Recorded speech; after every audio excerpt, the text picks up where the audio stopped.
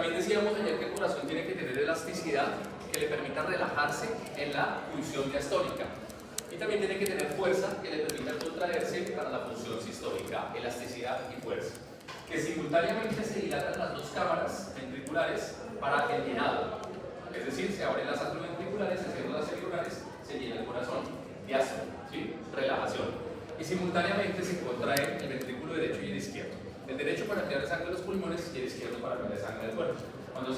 Cuando eso ocurre, se abren las celulares y se cierran las atrioventriculares. Ahí vamos bien, ¿cierto? ¿Qué más alcanzamos a ver? Hablamos, por ejemplo, del contexto de una dilatación. Entonces, ¿qué va a pasar? En la dilatación hay muy buen volumen, hay sobrecarga de volumen, de hecho, pero las paredes se vuelven delgadas y no tienen fuerza para contraerse. Eso es lo que le pasa a un corazón relajado, a un cardiópata dilatado, por ejemplo. Mientras que un cardiópata hipertrófico, que tiene las paredes gruesas, él no tiene sobrecarga de volumen, él tiene fuerza, pero no tiene elasticidad. Y entonces un dilatado tiene disfunción diastólica, no, tiene disfunción sistólica, porque el dilatado se relaja, ¿sí? Diástole bien, porque no tienes fuerza para contraerse. Pero un hipertrófico tiene disfunción diastólica, no tiene la capacidad de relajarse, más sí tiene la capacidad de contraerse. Estamos hasta ahí, ¿cierto? Entonces tengan en cuenta atrios, derecho, izquierdo, ventrículos, septo interventricular, septo interatrial aquí detrás, pared libre del ventrículo derecho, pared libre del ventrículo izquierdo. El ventrículo izquierdo es más grueso, ahí se maneja una mayor presión que la que requiere el corazón para enviar la sangre al cuerpo. Esta sangre lleva sangre sin oxígeno, pero con muy poco oxígeno. Es arteria porque la presión del ventrículo derecho es 20 a 30 y necesita ser un poco más gruesa para soportar esa presión. Y estas son venas porque la presión de llegada al atrio izquierdo es menor. La sangre llega al corazón derecho con muy poco oxígeno y después se oxigena completamente para ser distribuida en los tejidos. Bueno, fisiología básica de lo que hablamos ayer. Continuemos. Hay unos conceptos, muchachos, que debemos tener en cuenta a partir de lo que hablamos ayer y que es pues, la base como tal de la fisiología. Entonces, tener en cuenta importancia de la fisiología cardiovascular en medicina veterinaria. ¿Listo? Como todos los sistemas orgánicos, todos son importantes porque de una u otra manera contribuyen en el equilibrio del cuerpo, en las funciones, en la homeostasis. Todos saben que es homeostasis. Vamos a tener el concepto muy claro como un equilibrio funcional o fisiológico a nivel orgánico. La homeostasis depende, por ejemplo, del equilibrio de electrolitos, de agua, de proteínas, de iones, que todo funcione bien. Que todo funcione bien es homeostasis. El órgano que principalmente se encarga de la homeostasis es el riñón, ¿sí? Es el más regulador de la homeostasis, pero pues obviamente que todos los sistemas contribuyen en el proceso homeostático.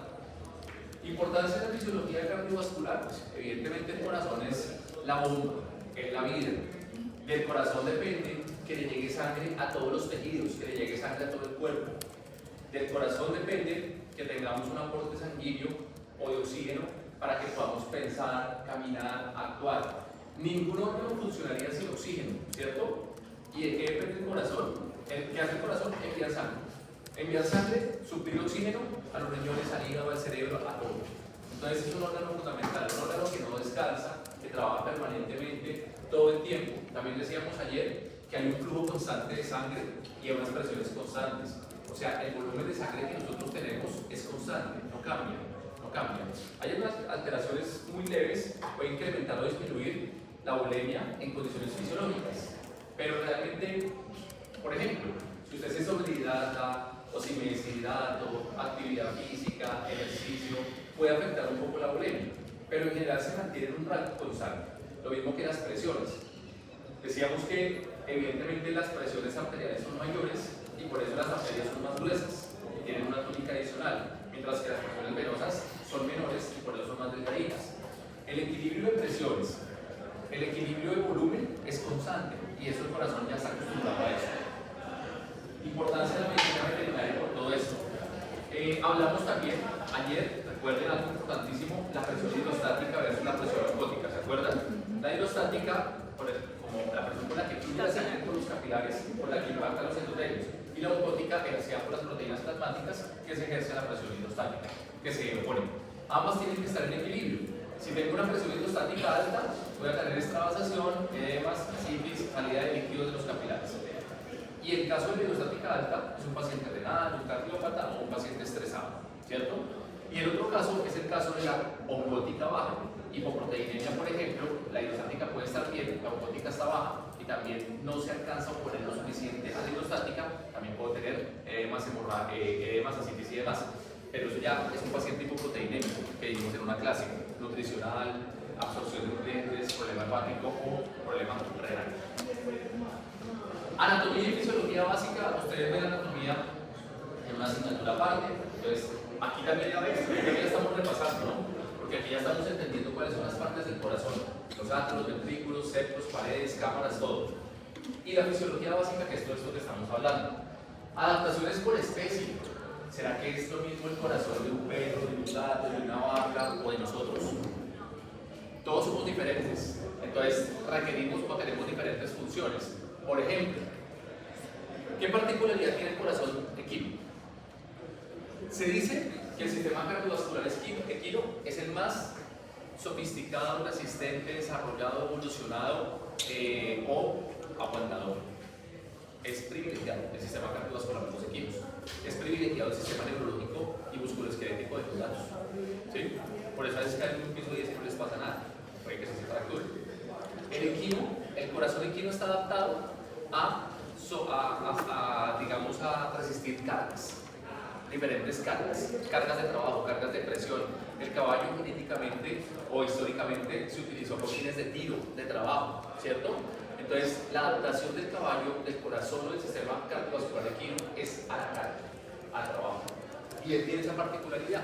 Ahora, los equinos también son sometidos a actividad física. Hay países donde hacen carreras de caballos con mucha frecuencia, como Argentina, por ejemplo, para no ir más lejos, y también tienen una función o una eficiencia atlética importante. Eso lo vimos, algunos de ustedes tocó el tema de los artículos, o dos artículos hablaron del tema de los equinos y la resistencia, y cómo medían algunos parámetros, cómo cambiaban antes y después del ejercicio, ¿se acuerdan?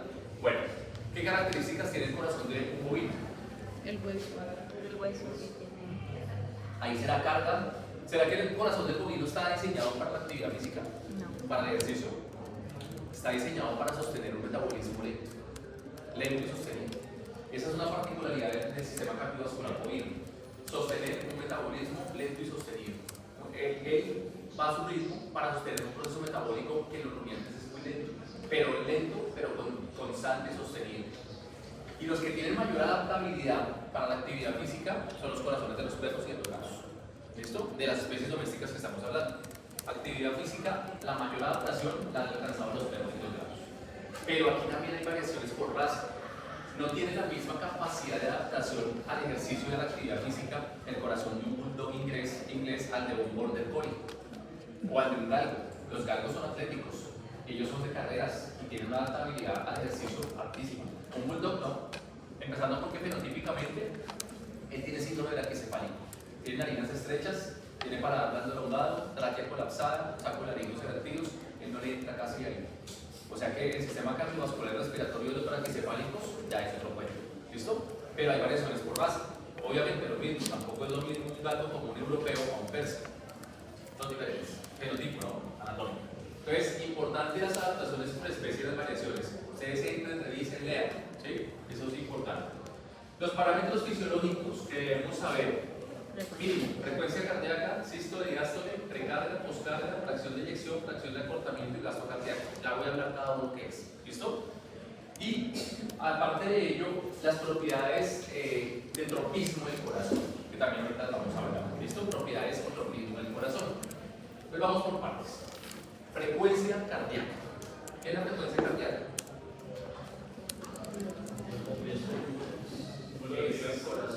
Es las palpitaciones por minuto. Sí, lo podemos ver, lo podemos entender así. Número de sístoles, cuánta, es que tanto se contrae el corazón por un tiempo, ¿cierto? Entonces recuerden que la literatura habla de que el sonido cardíaco se representa con un tuk-tuk.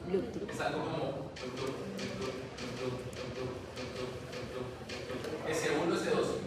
Y son hay dos etapas, dos fases de la sístole. De hecho, fisiológicamente, S1 y S2. Si usted escucha un tercer sonido, ultrasonido sistólico, eso se considera patológico y es una arritmia. Entonces, lo normal es que yo escuche esto, dos sonidos, pero pueden estar tres, así. Y se llama un galope. Suele similar al galopar de un equipo. Cuando yo escucho un S3, pienso que el paciente tiene una arritmia. Y ahorita vamos a entender que es una arritmia. ¿Listo? También puede tener un S4. Y es el S3 es un galope y el S4 es un galope de suba. O sea, también es patológico. Esto y esto son patológicos. S3 y S4. Evidentemente, en semiología lo vamos a comprender un poco mejor. Y hay que educar el oído. Porque usted puede escuchar, yo escucho dos, pero no es son tres o cuatro, o el tercero es el S1. ¿Se me va a entender? Dos. Escucho esto. O escucho esto. ¿Será un S4 o será que estoy escuchando S1, S2, S1, S2? Entonces, voy a pedir unas pausas. Y usted tiene que educar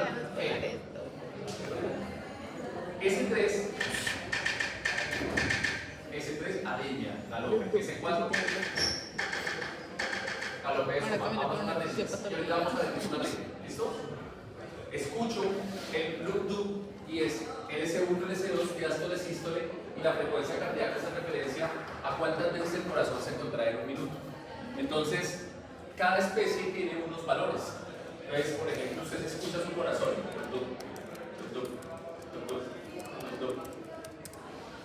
¿Cuántas veces hizo esa contracción del corazón?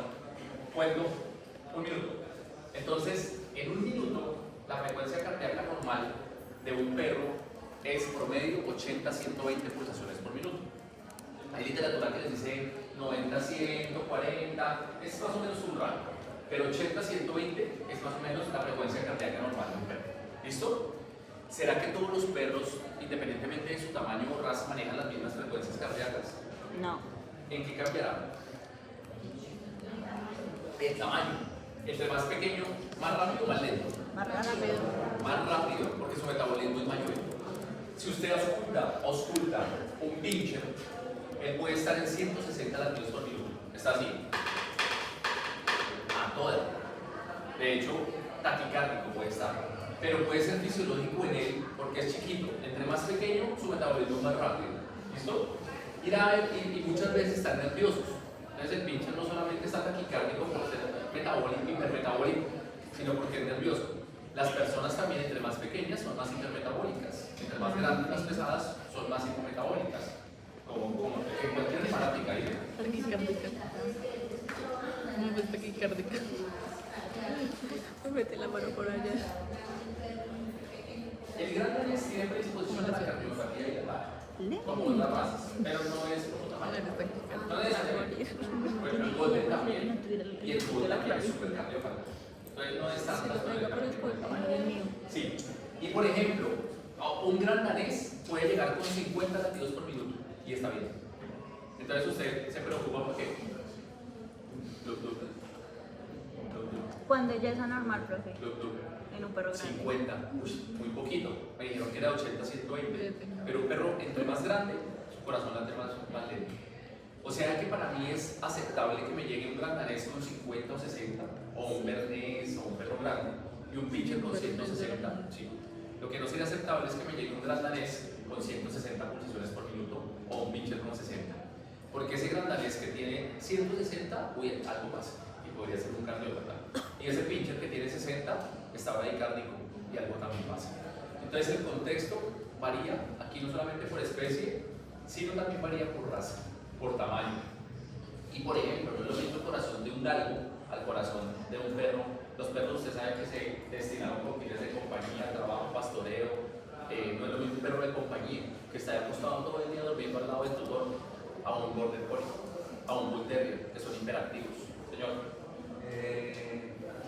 ¿Cuál es el problema de la sedación cuando actúa muy rápido, muy lento en un animal? Aquí está el problema. ¿Qué causa la sedación sobre el sistema cardiovascular? Rápido o lento, es que hay una vez que pueden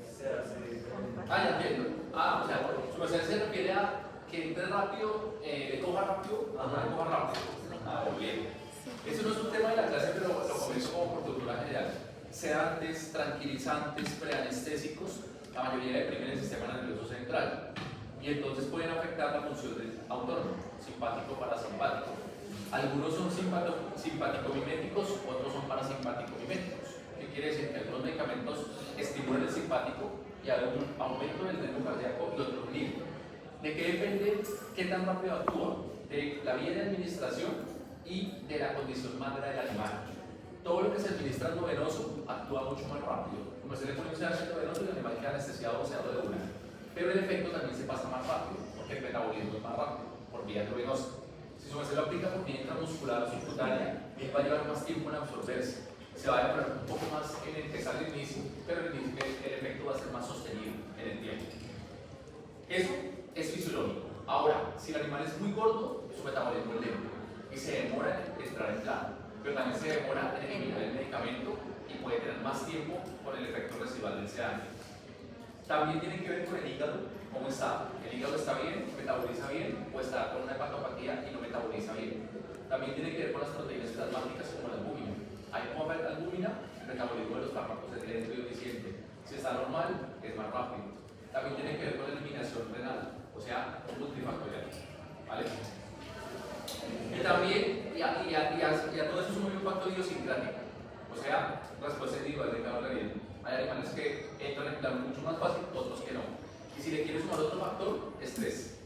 El animal estresado, ansioso, no entra en plano fácil, se demora, es más resistente que uno que está tranquilo. Todos los factores entran ahí. Ayer mi perro estaba en operación y supone que para la sedación lo tenían que hacer con 15 ml y dentro de la sedación con 3. Eso les pareció. Claro, y entonces, por ejemplo, se coloca una dosis efecto. La dosis te da, por ejemplo, voy a poner un ejemplo. Voy a manejar un medicamento que se llama propofol y lo voy a manejar a 3 miligramos por kilo. Y el perro pesa 10 kilos. Yo le voy a poner, me da 30, vienen de 10 miligramos por ml, me da 3 ml. ¿Yo qué hago? Yo no le pongo los 3 ml, yo le pongo un ml. Ya ves que un ml, el perro entra. Entonces le pongo el resto, ¿no? Su metabolismo tiene por lo menos 12, 100 menos requerimientos. De pronto está mejor que otro perro que me demora más. Pero no, es muy subjetivo, ¿sí? Como también me ponen los 3 y no entra. Otro no entra, otro. Ya llevo 10 y no entra. Y ahí me preocupo porque yo le sigo poniendo. De pronto llega un punto en el que le pongo más y entra, pero no vuelve a salir. Se me complica. ¿Con qué medicamento exactamente ocurrió? Propofol. También hay que tener en cuenta que el propofol no es un sedante, es un anestésico, ¿no? Y puede que con una dosis bajita él entre en plano. El propofol es solo para inducir. Y después se anestesia, ya hay forma general. Pero para sedar, o sea, los medicamentos dosis muy bajitas. ¿Cuál era el fin del procedimiento? Castración. Macho. Eso es rápido. Entonces, la castración es un procedimiento muy rápido. Entonces, el propofol le puede dar un margen de tiempo para hacer ese procedimiento. Si es una cirugía de 2 horas, pues puede propofol de infusión. Lo que pasa es que una anestesia que mejoraría. ¿Listo? Pero variar por todo eso. Bueno, muchachos, entonces, tenemos claro que cambia. En un perro tenemos un rango de 80 a 120, pero dependiendo del tamaño, cambia. En un gato hablamos más o menos de 100 a 140. ¿Listo? Un poco más. 100 a 140 la frecuencia cardíaca en un gato. 100 a 140 en gatos. ¿Cuál es la frecuencia cardíaca normal de un bovino? 40-80, más o menos, 60-80. Ahí entran bovinos, caprinos y ovinos, rumiantes. ¿Listo? O sea, más bajitos, ¿sí ven? Pero metabolismo regular y sostenido. Y de un equino de 40 a 50, 80 es bovino. El equino. Ovinos. Bovinos, rumiantes. ¿Cuál es la frecuencia cardíaca normal de un equino? ¿Señor? Es más bajita, sí señor. 25 a 45 aproximadamente, 25 a 40. Ellos son más eficientes, equinos. 25 a 40, 28 a 40. Bovinos, rumiantes, 40 a 80. Perros, 80 a 120, gatos, 100 a 140. ¿Listo? De ahí para allá, no sé. No me pregunten por gallinas. 100 a 140. Ah, bueno, los conejos ellos son bien taquicárdicos. Los conejos manejan cardíacas de 200, 300. El cerdo también es muy bajita, el cerdo maneja una frecuencia cardíaca más o menos de 40 a 60, de 30 a 60. ¿Qué cosa? Uy, los cerdos son bien metabólicos. Las 5. Señor, 40 a 60 aproximadamente. Bueno, frecuencia cardíaca estamos claros. Por minuto, ¿cuántas veces se contrae el corazón? Varía por especie, varía y en perros varía por tamaño en raza. En bovinos no varía, no es tan diferente la cardíaca en un Holstein que está a 3.000 metros sobre el nivel del mar a un Angus que está en Montería a 200 metros sobre el nivel del mar. Cambian son los requerimientos de oxígeno. ¿Saben que sí cambia muchísimo, según la altura, la afinidad de la hemoglobina por el oxígeno? Hay una curva llamada curva de disociación de la hemoglobina, que la pueden revisar. Lo que pasa es que hay muchos aspectos fisiológicos que ya son de curvas, de fórmulas, que les digo la verdad, primero no me parecen prácticos para la vida cotidiana. Uno aprende la cantidad de cosas que en la vida las utilizan. ¿Sí? O por ejemplo, ustedes que tanto utilizan su trigonometría, su álgebra. Ah, de la hemoglobina. Curva de disociación de la Y si hemoglobina. uno en el colegio más bien lo enfocaran en lo que uno va a hacer, en lo que uno quiere ser, sería mucho más enriquecedora la formación académica. Lo digo más acá, uno ve la cantidad de cosas que después, y Sociología. qué es lo que uno necesita, lo que realmente es práctico. Pero ya que quiera dedicarse a ciertas cosas, por ejemplo, uno de ustedes se quiere dedicar, Santiago se quiere dedicar a la anestesia. Él sí tiene que saber perfectamente el tema de volumen tidal, intercambio pulmonar, curva de disociación de la hemoglobina, porque es su área. ¿Sí? Pero eso ya son áreas en las que uno se va enfocando con el tiempo. Pero si quieren lean la curva de disociación de la hemoglobina y cómo la hemoglobina tiene más o menos afinidad por el oxígeno dependiendo de la altura. Yo les hablé ayer que la hemoglobina tiene muchísimo más afinidad por el CO2, pero también depende de la altura sobre el nivel del mar, la afinidad cambia. ¿Listo? Bueno. ¿Qué más, muchachos? Frecuencia cardíaca estamos ya bien. Sístole y diástole. Ya quedamos claros ayer. La sístole es Contracción. la contracción, que está relacionada Con la fuerza. con la despolarización de los cardiomiocitos. Decíamos que cuando entra sodio a la célula, sale potasio. Cuando la célula está más cargada de sodio, se despolariza. Y eso es lo mismo que sístole, contracción. La diástole es la fase contraria, fase de relajación. Sale el sodio de la célula, entra potasio, ahora la célula se repolariza. Y la repolarización está relacionada con la relajación y con la diástole. Ya sabemos eso. Sístole, contracción, fuerza, diástole, relajación, llenado. Precarga. ¿Revisaron qué es precarga y poscarga? Yo lo tengo, pero. Conceptos fisiológicos. La precarga, muchachos, señor Santiago. Volumen de sangre que llega al ventrículo antes de la contracción. Se puede entender así. Yo les tengo una definición, me parece más interesante, más completa, dependiendo de lo que quiere decir. La precarga es la máxima distensión de las fibras del miocardio al final de la diástole. Es la máxima distensión de Precarga, las fibras del máxima miocardio. distensión de las fibras del miocardio al final de la diástole. Al final de ¿Listo? la diástole. Repito, la precarga es la máxima distensión de las fibras del miocardio al final de la diástole. ¿En qué se traduce eso que estoy diciendo? Máxima distensión de las fibras del miocardio al final de la diástole. La capacidad que tiene el corazón de relajarse para albergar el volumen de sangre. ¿Sí? O sea que la precarga tiene que ver con llenado. ¿Listo? ¿Sí se ha entendido? Muchachos, conecto un globo a una llave de agua, abro la llave Sí, y el hasta globo acá. empieza a dilatarse. Eso le da la precarga, la capacidad de distensión que tiene. ¿Qué tanto se puede extender para llenarse? Por eso la precarga se entiende como la máxima distensión de las fibras del miocardio al final de la diástole. O sea, la fase de llenado. Eso es precarga. ¿Qué es poscarga? En la contracción. Poscarga es la fuerza de contracción que tiene que ejercer el ventrículo para vencer la resistencia óptica. Poscarga, fuerza de contracción Que debe. que ejerce el ventrículo, principalmente el izquierdo. El término poscarga aplica más para el lado izquierdo del corazón. Poscarga, fuerza de contracción que ejerce el ventrículo izquierdo para vencer la resistencia óptica. Para vencer la resistencia. O sea, que la poscarga sería el equivalente a qué? A la A sístole. la sístole, a la fuerza, a la contracción. ¿Estamos hasta ahí, cierto? Bueno, muy bien. Fuerza de contracción, ahorita que tiene que ejercer el ventrículo izquierdo para vencer la resistencia óptica. ¿Se acuerdan qué es esto? Vean, cuando llegábamos acá, básicamente, vean, la precarga sería, la precarga está más asociada al lado derecho, llenado. ¿Qué tanto se dilata el corazón para que le llegue sangre? Diástole. Poscarga, la fuerza que tiene que hacer aquí, ver ahí, el ventrículo para vencer esta resistencia. La válvula aórtica está cerrada y póngale cuidado a lo que hace. Cuando el ventrículo se contrae, cuando llega la flechita acá, se abre la válvula. La fuerza que tiene que hacer el ventrículo para que la válvula se abra y salga la sangre, eso es poscarga. O sea que la fuerza que ejerce el ventrículo depende de vencer la resistencia de la válvula. La válvula ejerce una resistencia, ella está cerrada. Y lo que la abre es la fuerza que ejerce el ventrículo. Eso es poscarga. Ahora, entendámoslo de una manera aplicada y práctica. Un cardiópata dilatado, ¿se acuerdan del diagrama que les hice ayer? Cámaras grandes con paredes delgadas. La precarga, ¿cómo está? Bien, porque se puede ir al ¿Está alta o está disminuida? Está alta. Está alta. Un cardiópata dilatado tiene precarga alta, pero ¿cómo tiene la poscarga? Baja. No tiene fuerza, que tiene una pared muy delgadita.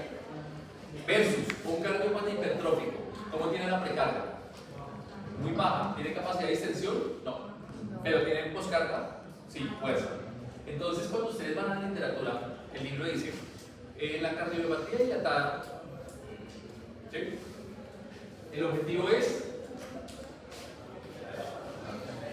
¿cuál será el objetivo? Una cardiopatía dilatada.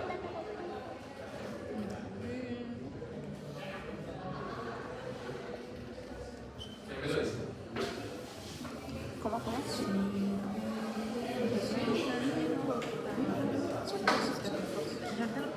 un corazón.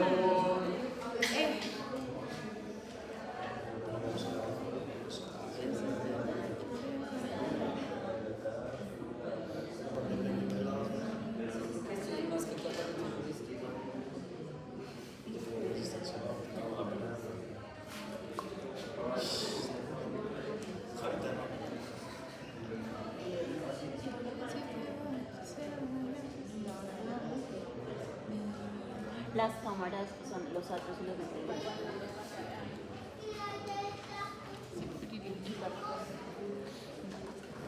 Ay, ahorita lo pone Vean la diferencia, muchachos. ¿Sí? Cardiopatía dilatada versus cardiopatía hipertrófica. El dilatado tiene unas cámaras grandes con unas paredes delgadas. El hipertrófico tiene unas cámaras pequeñas con unas paredes gruesas. Este paciente, ¿cómo tiene la precarga? Aumentada. Está aumentada. ¿Y la poscarga? Baja. Disminuida. ¿Y este, cómo tiene la precarga? Disminuida. Y la poscarga aumentada. Entonces, este tiene la precarga alta y la poscarga baja. ¿Cuál sería? O sea, ¿este tiene buena elasticidad? Sí. ¿Tiene disfunción diastólica o sistólica? Sistólica. Disfunción sistólica. ¿Este tiene elasticidad? Sí. ¿Tiene fuerza? No. ¿Este tiene elasticidad? No. ¿Tiene fuerza? Sí. ¿Disfunción diastólica o sistólica? Diastólica. Entonces, ¿qué necesita él? Disminuir la precarga y aumentar la poscarga. ¿Con qué disminuir la precarga? Bajando la sobrecarga de volumen. Decíamos ayer, diuréticos como la furosemida. ¿Con qué aumento la poscarga? Inotrópicos positivos, que aumenten la contractibilidad. Este necesita disminuir la precarga y aumentar la poscarga. Perdón, aumentar la precarga y disminuir la pos. Para disminuir la pos tengo que relajar este músculo, que no sea tan tenso, que sea un poco más flácido, para que se dilate y las cámaras queden un poco más grandes. Esos son los conceptos de precarga y poscarga. ¿Listo? Que son importantísimos porque cuando se entiende el ciclo cardíaco, las presiones, las leyes de Starling, la hemodinamia, y esto va a entender las patologías. Y al final hacemos un ejercicio de eso, a ver si lo entendieron. Bueno, ¿qué más, muchachos? Estos tres conceptos que están acá: fracción de eyección, fracción de acortamiento y gasto cardíaco. Fracción de eyección, fracción de acortamiento y gasto cardíaco. La fracción de eyección es, vean, el corazón está haciendo fuerza para sacar sangre a través de la válvula aórtica. La fracción de eyección es el porcentaje de sangre que el corazón está inyectando al cuerpo. Y eso se mide en porcentaje. Fracción de eyección, porcentaje de sangre que el corazón está inyectando al cuerpo. Fracción de eyección del ventrículo izquierdo. ¿Cuál es el porcentaje de sangre que está inyectando el corazón al cuerpo? ¿Listo? Fracción de eyección.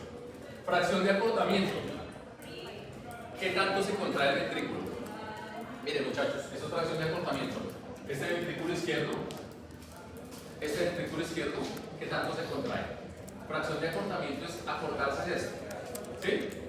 Entonces, usted cuando es una ecocardiografía, usted ve el movimiento del músculo cardíaco, del miocardio. Entonces usted ve allá en la ecografía de corazón es el movimiento.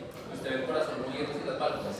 Cuando usted ve cómo se contrae el ventrículo, usted puede ver esto, vean, que se contrae así, o que se contrae así, o así. O sea, que se contrae muy poquito, término medio o demasiado. ¿Sí? Cuando se contrae muy poquito, Y esto ponle ¿qué cree que le falta? Pues, fuerza. o sea que yo esperaría que este tenga una fracción de acortamiento muy bajita. Le falta fuerza. Se contrae muy poco. Acortarse es, ¿sí? Reducirse. Cuando se contrae se reduce. Cuando se dilata, se agranda. ¿Cuánto se acorta? Este no tiene mucha capacidad de acortamiento. Seguramente que tiene una fracción de acortamiento baja. Este sí puede tener una fracción de acortamiento más alta, ¿cierto? Y esa fracción de acortamiento se designa como hipokinético, normokinético o hiperkinético. Hipo, normo, hiper. ¿Kinesis qué es? ¿Es kinético? Movimiento. ¿Kinesis o kinético? Hipokinético, Entonces, normokinético y hiperkinético. Vean que en medicina les aconsejo que se aprendan prefijos y sufijos para que no jueguen tanto con la memoria, sino con la lógica. Hipo, kinesis, baja movilidad, bajo una fracción de acortamiento pobre. Normokinético, Normal. hiperkinético. O sea que el cardiópata dilatado suele ser hipokinético, el hipertrófico suele ser hiperkinético y el que está bien normokinético. Y eso se mide y el ecógrafo le da esos valores. En porcentaje, ¿cómo es normal? La fracción de eyección y la fracción de acortamiento nos dan porcentajes. La fracción de acortamiento está aproximadamente entre un 40 y un 65%. Es normal.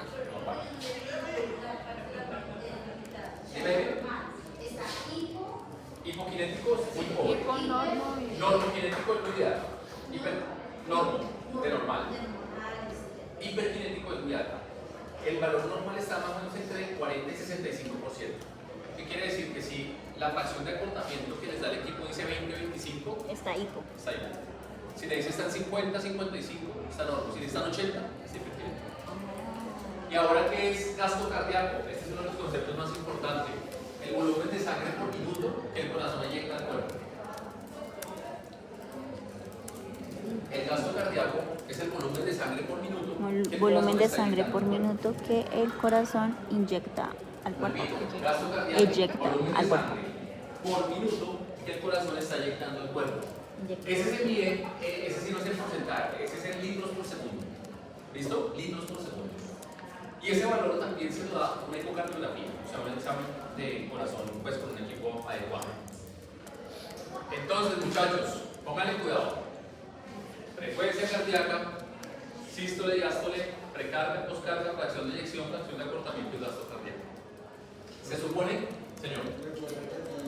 Fracción de acortamiento, los Porcentajes. Sí, los términos o los porcentajes. no, lo estándar. Bueno, los términos, hiponormokinético, normo e hiper. Porcentaje aproximado de 40 a 65%. Normal. Cuando esté por debajo, eso, obviamente, ojo que esta fracción de acortamiento no es estándar para todas las razas y para todos los animales, pero es un promedio. Porque hay animales que una fracción de acortamiento de 70 está bien, pero eso depende la especie, la actividad, es un animal de carreras, es un animal de reposo, todo cambia, ¿no? Pero en términos generales, esta fracción de acortamiento no está entre 40 y 65%. ¿Qué quiere decir? Que si está por debajo de 40 es hipokinético, entre 40 y 65 es normal, y por encima de 65 es hiperkinético. Usted cuando hace la ecografía, Pero toca saber qué usted ve el corazón, y usted dice, Daniel dice, yo lo veo hipo, lo veo muy débil, o lo veo normal.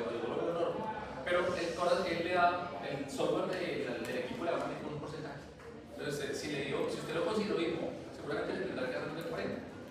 Si le dice 50 y usted lo consideró hipo, de pronto es más su percepción. Pero el porcentaje que le da el equipo es mucho más complejo. O sea que hay una valoración cualitativa y cuantitativa. Ahora por eso que ustedes no sé. Bueno, entonces Entonces decíamos que hagamos una situación, por ejemplo, muchachos, escuchen, cardiópata dilatado, ¿cómo esperan encontrar la precarga? Alta, la poscarga, baja. La fracción de acortamiento, Baja. hipoquinética. La fracción de eyección, por ende, baja. Gasto cardíaco, bajo. Él puede tener volumen de sangre para bombear, pero no tiene la fuerza para bombearla. Por eso, gasto cardíaco, ¿qué es? El volumen de sangre por minuto que el corazón inyecta al cuerpo. Hay harta sangre en el corazón para bombear, pero el corazón no tiene fuerza para sacarla de ahí. Cardiópata hipertrófico, ¿cómo tiene la precarga? La precarga, baja. La poscarga, alta. Fracción de acortamiento, alta. Fracción de eyección, Baja. alta. Gasto cardíaco, no necesariamente, porque él tiene cámaras pequeñas y no tiene suficiente volumen de sangre para bombear. Ahora, todo lo que les dije no es matemático. Por ejemplo, un cardiópata hipertrófico tiene sus parámetros, pero cuando ya es muy hipertrófico, tampoco tiene tanta fuerza. Tiene fuerza, pero ¿qué pierde? Movilidad. ¿Ustedes han visto fisicoculturistas que son ya demasiado acuerpados? O sea, ya no pueden ni caminar. Si el corazón está demasiado hipertrófico, también se afecta la contractibilidad. En extremo también es malo. ¿Listo? Bueno. ¿Quedaron entendidos estos conceptos fisiológicos? Conducción eléctrica. Bueno, hablando de conceptos, leyeron que son los tropismos del corazón. Los voy a copiar acá. Inotropismo.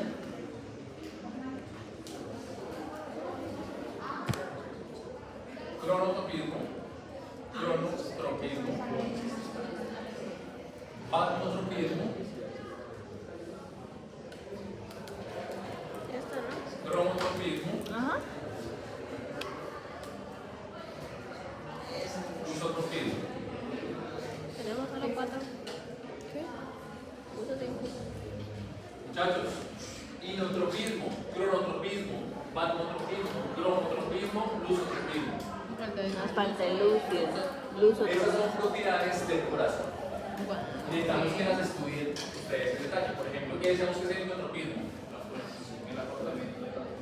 Fuerza. Relacionarlo con contracción. ¿Listo? Esto es fuerza, esto es contracción. Contracción o fuerza, inotropismo. ¿Listo? Entonces decíamos que, por ejemplo, el relajado, dilatado, hay que darle más inotropismo. Lusotropismo, el contrario. La propiedad o la capacidad de relajación que tiene el corazón. Lusotropismo, relajación. ¿Listo? Crono, fuerza. Conducción, contractibilidad. Lusotropismo, relajación. ¿Qué será crono? Lo podemos entender como conductividad o tiempo. Tiempo, frecuencia, crono, tiempo. O sea, un cronotrópico positivo aumenta la frecuencia. Un cronotrópico negativo disminuye la frecuencia. ¿Listo? Tiempo. Valvo y dromo. Dromotropismo, conducción eléctrica. Y valvo. ¿Debe?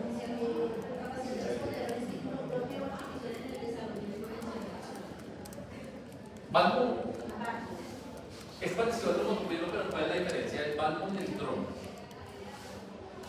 Estos dos conceptos tienden a ser un poco similares, muchachos. Conductividad eléctrica, ¿sí? Capacidad de crear potenciales de acción, ¿sí?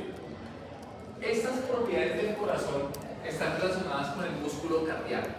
La capacidad de tener fuerza para contraerse, la capacidad de relajarse, la capacidad de transmitir impulsos nerviosos o de generar potenciales de acción y autoexcitabilidad, y la capacidad de aumentar o disminuir la frecuencia. Y se habla de inotrópicos positivos o negativos, cronotrópicos positivos o negativos, palmotrópicos positivos o negativos, etc. ¿Listo? Quiero que esto lo profundicen un poco más. para el taller. ¿Cuánto es el taller? A quien le corresponda cardiovascular lo tienen que recitar así como lo estamos hablando. Cuando hagamos una mesa redonda. ¿Saben cuál es la diferencia? Yo me siento acá. Allá se sientan los 4 o 3 compañeros de cada grupo y yo empiezo a preguntar. No sé si les ha dicho algo. Muchachos, ¿quiénes son los de cardio? Bueno, entonces allá se sientan las 3 compañeras, las 3 niñas se sientan allá. Y yo les empiezo a hacer preguntas. Le digo a cualquiera, María, dibújate el corazón y hace signo cardíaco, coloca las presiones. Yo mientras tanto explicando las propiedades trópicas del corazón, tú hablas de los conceptos y empezamos a hablar, y hablamos un caso clínico y hacemos el proceso. El grupo que se sienta allá, se me ha olvidado decirles, muchachos, no pueden leer. O sea, ¿todos tienen que saber el taller? Sí, todos. Los que están acá sentaditos pueden tener ahí sus cuadernos, apuntes, fotocopias o computadores. O sea que, por ejemplo, ustedes deben saber el taller de cardio, sí, pero tienen su aporte ahí, su soporte. Los que pasan acá, pasan sin nada. O sea, se van a sentar aquí así, ni celular, ni computador, ni fotocopias, ni apuntes, ni nada. O sea que vienen muy bien preparados. Esa capela. ¿Listo? Y los demás, entonces yo al final aquí me evalúo porque está acá. Pero yo le hago preguntas a cualquiera. Y el que responde va sumando o va restando si no responde. Finalmente una nota de taller no es solamente lo que les toca, el grupo, el tema que les correspondió, sino la participación en todos los talleres. Los talleres son como para coger. Ahí vamos a redondear todo lo que hemos hablado y algunas cosas que vamos a complementar que no alcanzamos a ver en clase. Pero créanme que si hacemos el ejercicio a conciencia, ustedes aprenden eso. Por lo menos lo que tienen que aprender. Ya profundizar, pues lo entienden. Es más. Bueno, muchachos, sigamos. ¿Cómo es la conducción eléctrica del corazón? El corazón, decíamos ayer que los cardiomiocitos son las únicas células autoexcitables al igual que las neuronas. Empieza el potencial de conducción, empieza aquí arriba, en el nódulo sinoauricular. Aquí arriba está el nódulo sinoauricular. En ese lugar inicia el impulso eléctrico del corazón. Muchachos, esta parte de arriba es la base del corazón y este es el ápice. Base del corazón y este es el ápice del corazón, ¿listo? Entonces, la base del corazón está acá, arriba, donde están todos estos grandes vasos. Y abajo, el vértice es el ápice. En la base del corazón, acá, se encuentra el nódulo sinoauricular. El nódulo sinoauricular continúa como el nódulo atrial o auricular, por acá, por esta pared de las atrios. Después pasa por el nódulo haz de His, que viene por acá, hasta llegar acá a las células de Purkinje. Entonces, les voy a colocar eso acá. Nódulo sinoauricular, nódulo atrial, nódulo haz de His y nódulo o células de Purkinje. El impulso eléctrico, cuando yo hablo de conducción eléctrica, ¿qué tiene que hacer el corazón para que el atrio arranque la contracción atrial? ¿Sí? Para que haga ese movimiento de contracción de sístole, cuando entra el sodio en la célula, al utilizar el potasio, eso requiere un impulso eléctrico. El impulso eléctrico se origina aquí en la base del corazón, en el nódulo sinoauricular o sinoatrial. Ahí se origina el impulso eléctrico. Y es como un corrientazo. Imagínense un corrientazo. A mí me está cayendo la corriente, lo cogí a él, se la pasó a él, se la pasó a él, y todos hicieron así como una onda, una fasciculación. ¿Sí? Donde inicia arriba, en el nódulo sinoauricular, ahí arranca el movimiento de contracción de los atrios. Pasa por los nódulos atriales o auriculares, que ellos van por donde? Por las paredes de los atrios. ¿Y qué están haciendo? La contracción. Pasa por el nódulo haz de His. ¿Dónde está el nódulo haz de His? En las paredes ventriculares. Y termina aquí, en el ápice, en el puro ápice, y ahí hay unas células especializadas llamadas células de Purkinje. ¿Listo? Células de Purkinje. O sea que donde inicia el impulso eléctrico en el nódulo sinoauricular. Pasa por el nódulo atrial, nódulo haz de His, hasta llegar a las células de Purkinje. Y es como si el corazón se empieza a contraer desde el atrio, pasa la vuelta a los atrios, ventrículos y termina bajo el ápice. Eso es el recorrido de quién? Del impulso eléctrico. ¿Y ese impulso eléctrico de quién depende? de la acción de los electrolitos sobre las células. Sodio, potasio, calcio principalmente. ¿Listo? O sea que esa es la actividad eléctrica del corazón. Es como si se generara un corrientazo aquí arriba en la base y terminara en el ápice para que el corazón se contraiga. ¿Sí? Como cuando le das el impulso eléctrico a una persona y hace esto, ahí arranca el impulso eléctrico y va generando la despolarización o la contractibilidad de los átomos y los ventrículos. Entonces, muchachos, vamos a ver más adelante que hay dos signos clínicos o semiológicos de enfermedad cardiovascular, que son las arritmias y los soplos. ¿Qué es una arritmia? Esto es el impulso eléctrico, ¿cierto? Dijimos, del nódulo sinoauricular, atrial, ATX, Purkinje. Una arritmia es una alteración de ese impulso eléctrico. Una alteración en la conducción eléctrica. Falló la conducción eléctrica. Hay un problema desde el origen del impulso eléctrico, o en el paso por los atrios, o por los ventrículos, o al final. Pero falla o se altera la conducción eléctrica. Entonces vamos a entender arritmia como una alteración en la conducción eléctrica. Entonces, por eso es que, ¿qué es rítmico? ¿Sí? Los que saben de música, acá no sé música, ni tengo de música. Ahí quiere decir, tiene ritmo, tiene ritmo. ¿Sí? Entonces, tiene ritmo. Arrítmico. Como que no, ¿cierto? Cuando hay una arritmia, usted escucha eso raro. Escucha el tercer sonido. O el 4. Algo pasa. Cuando usted escucha ese 3 o ese 4 es porque hay una alteración en esa conductividad eléctrica del corazón. ¿Y qué creen que la puede causar? O sea, ¿por qué creen que se puede distorsionar ese impulso eléctrico? Porque no, insuficiencia de... Vamos a dejarlo de forma general, como dos aspectos. ¿Qué tipo de aspectos general pueden afectar la conducción eléctrica? Quiero que me lo digan con dos palabras. Alteraciones tal o alteraciones tal. ¿Qué me alterará esa conducción del impulso eléctrico? Para que haya una arritmia y entonces yo escucho algo alterado. Díganmelo de forma diferente. ¿Alteraciones de tipo o de tipo? No. Imagínense el corazón. Vean, le doy la pista. La conducción eléctrica de este corazón se igual a este. Porque es que por aquí pasa el impulso eléctrico. Miren esta pared tan delgadita y miren esta pared tan gruesa. Si está dilatada la cámara o está grande, si grande la cámara pequeñita, la velocidad de conducción ¿será la misma? No. El impulso eléctrico cambia. O sea que las alteraciones en la conducción eléctrica del corazón pueden estar asociadas a problemas. ¿Señor? No. Y el músculo cardíaco. No.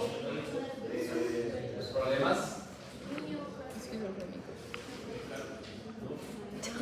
Quiero que me digan la palabra. ¿Señor? No. Sí. Cardiopatías. Pero que sean problemas de tipo. Imagínense. Esos son los animales. ¿No? ¿Conductual? Sí. ¿En su qué? Por ahí vas. En su parecido. Ya casi. Morfología, dímelo por otra palabra. Y fisiología, pues ya está por otra palabra. Bueno. Sencillo. Estructura y función. Estructura y función. ¿Qué quiere decir? ¿Por qué se altera la conductividad eléctrica? Porque hay problemas en las alteraciones en las estructurales. ¿Qué es estructural? Pues que la pared no está gruesa, sino está pequeña, la cámara está estructural. La estructura cambia del corazón, por lo tanto la velocidad y la dimensión del impulso cambian. Alteraciones estructurales sería una dilatación, una hipertrofia, una dilatación. Y alteraciones funcionales. ¿Cuál será la causa principal? Alteraciones electrolíticas. ¿Sabían? ¿Qué sabían? Pues es que tú dijiste lo de que hacía pues calcio, potasio y si hay insuficiencia pues... Exacto. Por ejemplo, un animal que tiene hiponatremia, hipocalemia, hipocalcemia, o sea, tiene mucho sodio, mucho potasio, muy poquito calcio, muy poquito potasio. ¿Será que las alteraciones de los electrolitos pueden generar arritmias? Claro, porque todo lo que implica la actividad eléctrica requiere electrolitos, por eso se llaman electrolitos. O sea, que un paciente con una deshidratación grave puede generar una arritmia. Sí. Con un desequilibrio aminoácido. Entonces las alteraciones en la conductividad eléctrica se pueden dar por alteraciones estructurales o funcionales. Y se llaman bloqueos.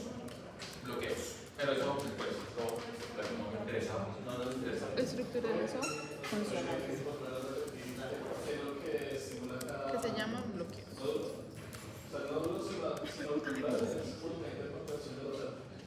No, de la base del corazón. Donde dice el atrial, atrius.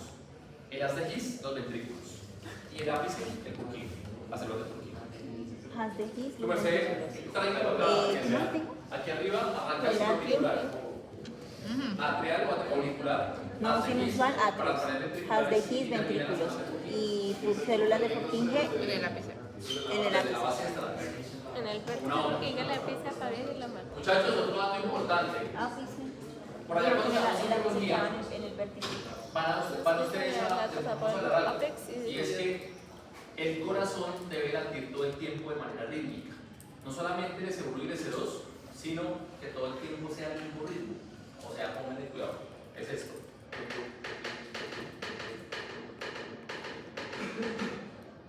Todo el tiempo son dos y el tiempo, el ritmo es igual, ¿no? Pero resulta que cuando usted escuche un perro, no lo va a escuchar así.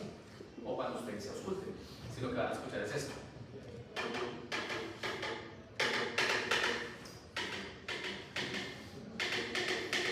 O sea, aumenta la velocidad y disminuye la velocidad del ritmo cardíaco. Pero siguen siendo. Vean esto. Dos, ¿no? ¿Qué pasa? ¿Rítmico qué sería? Todo el tiempo igual. Pero van a escuchar es esto.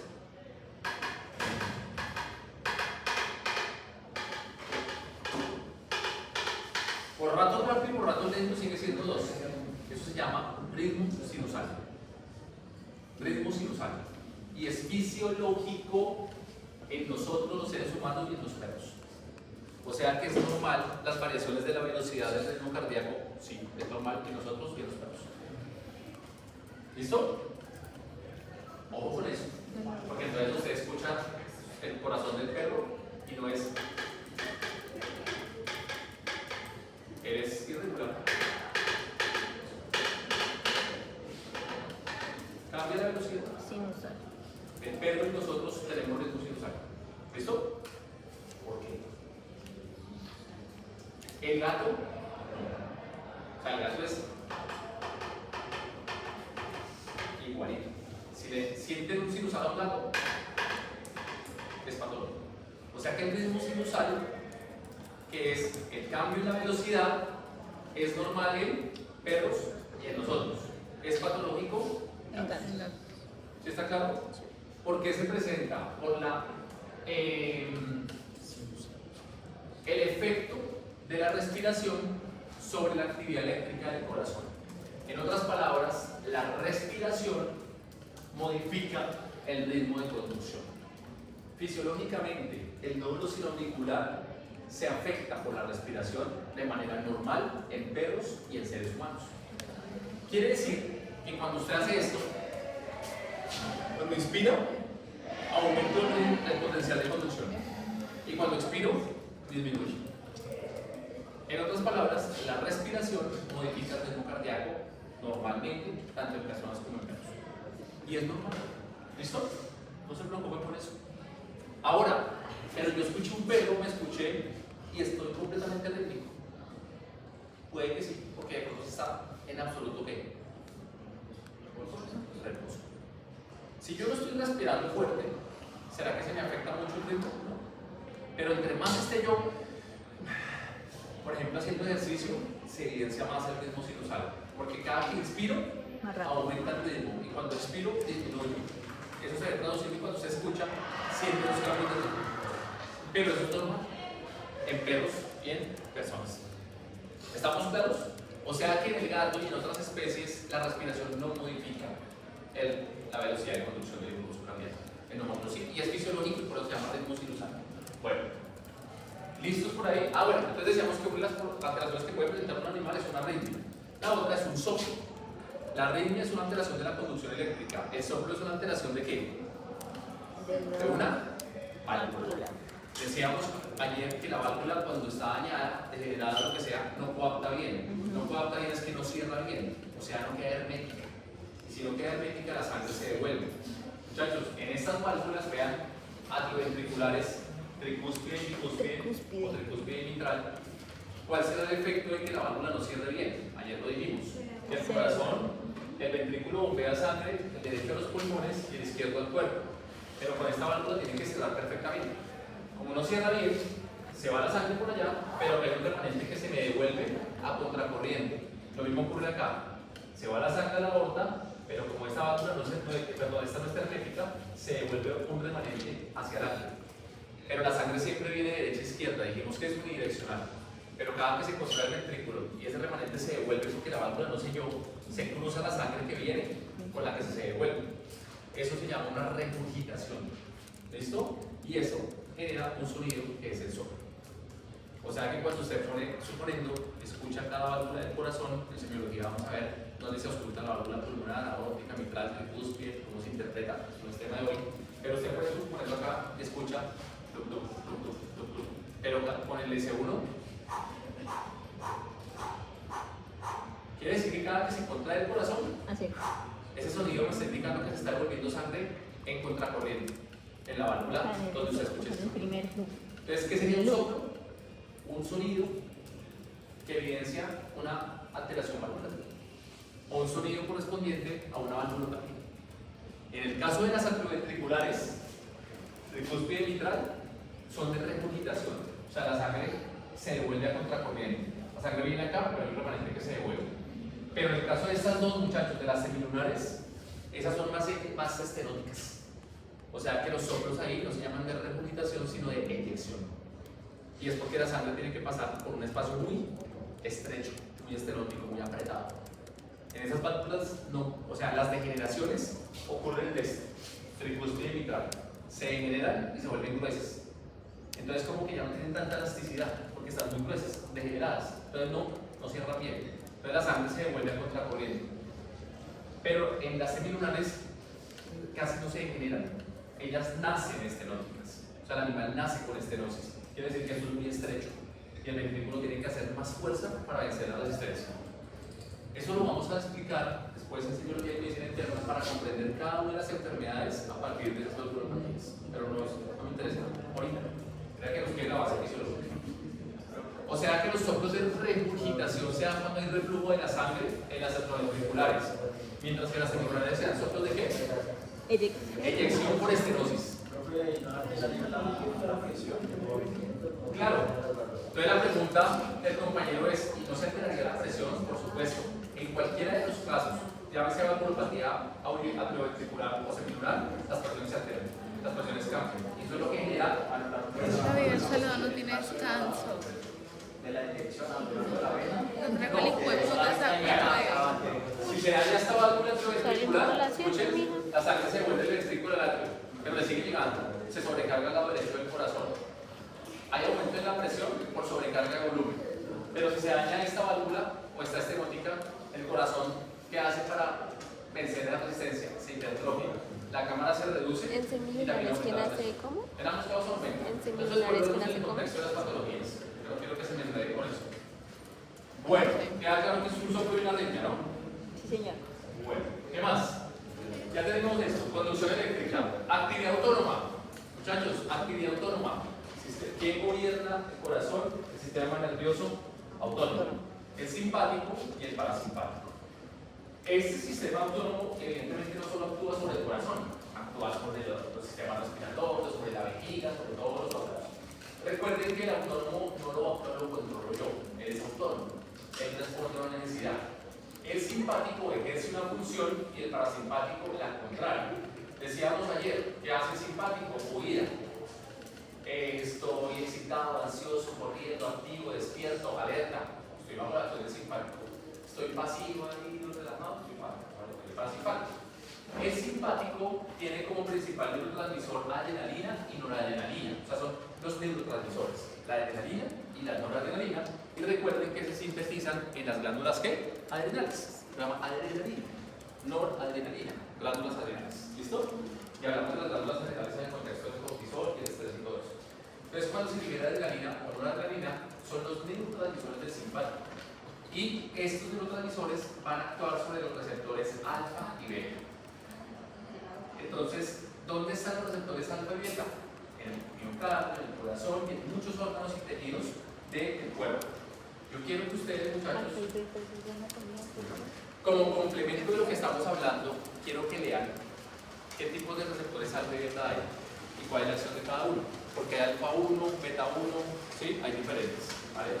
Entonces, receptores alfa 2, beta 2. Quiero que tengamos claro que hay receptores alfa y beta y que estos del simpático y como sabéis actúa quién, la adrenalina o la noradrenalina. Entonces, ¿cuál será el efecto autónomo simpático sobre el corazón? Aumentar la frecuencia, el ritmo y sobre los vasos sanguíneos, vasoconstricción. ¿Listo? Lean los receptores. Por ejemplo, ¿se acuerdan que les dije que la farmacología la van a aprender a partir de esto? Les van a decir por allá farmacología. La silacina. Escuchen lo que les voy a decir. La silacina. ¿Han escuchado qué es la silacina? Es un tranquilizante. ¿Sí? Les van a decir, la silacina es un agonista alfa 2 adrenérgico. ¿Sí? ¿Cuál es el peor ejemplo? En farmacología, en anestesia. ¿Qué hace la silacina? Agonista alfa 2 adrenérgico. Entonces usted se permite memoria. No. Entiendo. Agonista versus antagonista. ¿A qué suena agonista y a qué suena antagonista? Son términos de la vida común. ¿Qué es el agonista? Que va. Que es similar. Y antagonista. Que hace lo contrario. Es lo contrario. ¿Sí?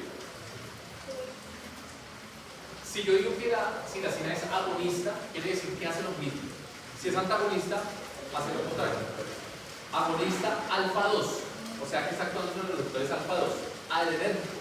O sea que la silacina tiene un efecto de estimular o hace lo mismo que hace la adrenalina sobre los receptores alfa 2. O sea, por eso es agonista alfa 2 adrenérgica. Y entonces sobre los receptores alfa 2, ¿cuál es el efecto de la silacina? La silacina lo que hace es causar bradicardia, porque está actuando con receptores alfa 2, pero los alfa 1 hacen un efecto contrario. El punto va a que la farmacología se aprende a partir de toda esta metodología. Y la farmacología del sistema nervioso autónomo pues, habla de agonistas, antagonistas, o habla de simpático-miméticos o simpático-líticos. Parasimpático-miméticos, parasimpático-líticos. ¿Qué será mimético y lítico? Volvemos a lo mismo, agonista, antagonista. ¿Qué será mimético? Que imita. Muy bien. Mimético hace lo mismo. Y lítico hace lo contrario. O sea que si yo le doy un fármaco simpático mimético, ¿qué está haciendo ese fármaco? Haciendo lo mismo que el simpático, estimulando al simpático. Un simpático mimético, si un animal está en parada cardíaca, necesita un simpático mimético. Claro, necesita aumentar, hacer lo mismo que hace simpático. Pero el simpático lítico es lo contrario. Entonces hay medicamentos que actúan sobre el simpático o lo inhiben, o actúan sobre el parasimpático o lo inhiben. Y a partir de la comprensión de la fisiología, la farmacología la vamos a entender mucho más fácil. Obviamente hay información densa, pero pues ahí vamos poco a poco. Bueno, entonces vamos por esto, actividad autónoma. Y el parasimpático, su principal neurotransmisor es la acetilcolina. Neurotransmisor del parasimpático, la acetilcolina. Y allí los receptores son nicotínicos y muscarínicos. Entonces yo quiero que ustedes lean qué hace la adrenalina y la noradrenalina sobre los receptores alfa 1, alfa 2, beta 1, beta 2. Y qué son los receptores nicotínicos y muscarínicos y cómo es la acción de la acetilcolina sobre ellos. Es un tema para profundizar en casa, igual que lo que tiene ayer, bombas de potasio. ¿Se acuerdan? Bombas de potasio. Bueno. Para anotarlo, eso de los pasos aquí, los talleres, pero básicamente Sí.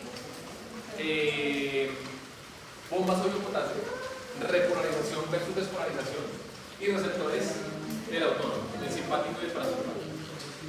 Bueno, muchachos, entendiendo ya todo esto, las patologías se van a entender más fácil. No es el espacio, no es el contexto, es solamente que cuando cito patologías es como para más o menos ponernos un poquito al tanto de lo que debemos saber. Ya habíamos hablado ayer un poco de la fisiología del sistema respiratorio. Vamos a complementar aquí unas cositas que de pronto me faltaron. Aquí tengo una imagen del sistema respiratorio de un equipo. Entonces ustedes ya saben aspectos anatómicos y fisiológicos.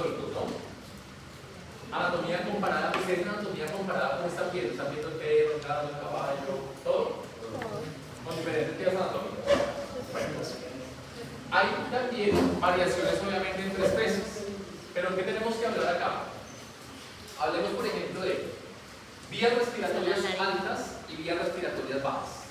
Cuando hablo de vías respiratorias altas, estoy principalmente como de la garganta hacia arriba. Y vías respiratorias bajas, aquí de la garganta hacia abajo. ¿Listo? Primero, tenemos las narinas o los hollares. ¿Listo? Narinas, hollares. Ah, los caballos respiran por la boca. Los caballos solo respiran por la nariz. Y hay variaciones. ¿Y cómo respiran los peces? Por las branquias. Por las branquias. Son diferentes. Todo se llama adaptación. Obviamente adaptación a sus condiciones de vida, a su desarrollo, a su evolución. Hollares, el caballo respira solo por la nariz. Y hay una razón anatómica para que solamente respire por la nariz. Por la sonda, ¿no? ¿Por el qué? Por la sonda, ¿no? Por la sonda. La gasolina. Más o menos, pero. Les dejo eso, te consulto. ¿Listo? Pues Porque por eso, pero por ahí, pero los tres. nosotros esperamos por la nariz y por la boca. El perro también, el gato también. Hollares o narinas, función. Respira. Por ahí ingresa, el aire. Inhalar. ¿Qué hacemos nosotros? Vean. Por nuestra nariz entra el aire. La nariz. Por los hollares del caballo, por las narinas del perro del gato. ¿Listo? ¿Qué ocurre en esa primera fase de lo que es las narinas y el perro nasal? ¿Qué hay allí? ¿Qué hay acá? La nasal. Hay pelos y hay qué más. Células caniciformes. ¿Para qué se ven los pelos de la vía nasal, de las vías nasales? Barreras. Los pelos son defensa. Los pelos son barreras. Eso ayuda a evitar que entre de todo. Y las células caniciformes, ¿qué hacen? Producen moco. ¿Y el moco también es protector? Listo. Entonces el aire ingresa por las narinas. Ahora, el aire ingresa frío. ¿Cierto? ¿Dónde se calienta? Ay, en el diafragma, ¿no? ¿Dónde? Hasta allá abajo. El aire se va calentando a medida que va ingresando. En todo el tracto respiratorio. El aire no tiene igual de frío como lo inhalamos. El aire tiene que llegar a la temperatura casi ambiente a los alveolos para que no haya un shock térmico allí. ¿Sí me hago entender? Entonces, hago esto, ¿ya? Inspiración. Ingreso aire por mis narinas, entra la tráquea, va a los bronquios y llega a los alveolos, barrera de gato sanguínea, alveolar, para el intercambio gaseoso. Y exhalo, y cuando inhalo, ¿qué ocurre? Se expande el tórax, ¿cierto? Los pulmones se expanden y la caja torácica se amplía. ¿Cuáles son los límites de la caja torácica? ¿Cuáles son los límites de la caja torácica? Las costillas. ¿Se acuerdan que dijimos? En mi tórax derecho, en mi tórax izquierdo. Y en la mitad pasa, digo, el mediastino. Los pulmones se expanden y el tórax se expande. ¿Cuáles son los límites del tórax? Las costillas, ¿cierto? El esternón, por debajo, por ventral, el esternón. Lateral, las costillas. Dorsal, la columna. Y caudal, el diafragma. Y el diafragma es el músculo que está relacionado con la capacidad de contraerse o relajarse para la expiración. La inspiración. En la inspiración, ¿qué hace el diafragma? Se relaja. ¿Y qué más? Ah, y qué hay entre las costillas, músculos intercostales, ¿se acuerdan? ¿Qué pasa en la inspiración? Se relajan los músculos intercostales y se relaja el diafragma y el tórax se abre para que los pulmones se amplíen y yo pueda intercambiar bien. ¿Y qué ocurre en la fase de expiración? El diafragma se va hacia adelante, los músculos intercostales se contraen para yo expirar y los pulmones se colapsan. ¿Está claro? Inspiración, expiración. Bueno, eso está claro. El aire ingresa por las narinas, pasa al plano nasal, hay unos senos aéreos, ¿no? ¿Cuál es la función de los senos aéreos? ¿Debe? No. ¿Cómo? Ellos ayudan a modificar la temperatura del aire. ¿Qué más? ¿Cuál es la función de los senos aéreos? Que de hecho en el caballo, vean eso. No. Por aquí entra. Ah, bueno, evidentemente por la nariz también entran los olores que ya van a integrarse con la lista de la corteza cerebral, pero no es un tema sensitivo. Por aquí entra el aire, tenemos senos maxilares, senos frontales, en el caso del caballo está también la bolsa gutural, que hay una patología que se llama el empiema, que es cuando esa bolsa gutural se llena de pus, y el aire pasa por todas las estructuras hasta llegar a la faringe y a la laringe, y ya se llena garganta. Ahí están los salmolaringios y la faringe. Hasta ahí llega el aire y ahora coge por toda la tráquea. Los senos aéreos a veces acumulan aire, ayudan a amortiguar movimientos de la cabeza, ayudan a regular presiones en la cabeza, ayudan también a termorregular el aire, tienen muchas funciones. ¿Listo? Una patología de los senos aéreos, por ejemplo, la sinusitis. ¿Sí? Cuando nosotros, por ejemplo, nos empieza a doler todo esto, es porque los senos aéreos se los infectaron y a veces incluso se genera material purulento ahí. Hay gente que mantiene todo el tiempo haciendo esto y entonces se acumula mucho moco, ese moco se infecta con partículas o patógenos que llegan por vía nasal y viene esa sinusitis que es bien dolorosa y bien compleja, ¿no? Bueno, entonces, narinas, senos aéreos, narinas foliares, plano nasal o conducto nasal, senos aéreos, faringe, laringe y de ahí para abajo la tráquea. ¿Listo? La tráquea es una estructura cartilaginosa. Ya evidentemente la anatomía, la histología, aquí no lo vamos a ver. Y por ahí llega el aire hasta acá. Una vez llega a los bronquios, se bifurca la tráquea, bronquio derecho, bronquio izquierdo. Esa bifurcación de la tráquea se llama la carina. Y después los bronquios se bifurcan en bronquiolos. Bronquios y miren los bronquiolos. Y los bronquiolos llegan a los alvéolos pulmonares, ¿cierto? Y allá finalmente llega el aire, al alvéolo. Y el alvéolo es el sitio donde llega el aire y también llega la sangre. Y ahí se genera la hematosis o intercambio gaseoso. Los pulmones, muchachos, tienen una pleura que los recubre. ¿Cómo se llama?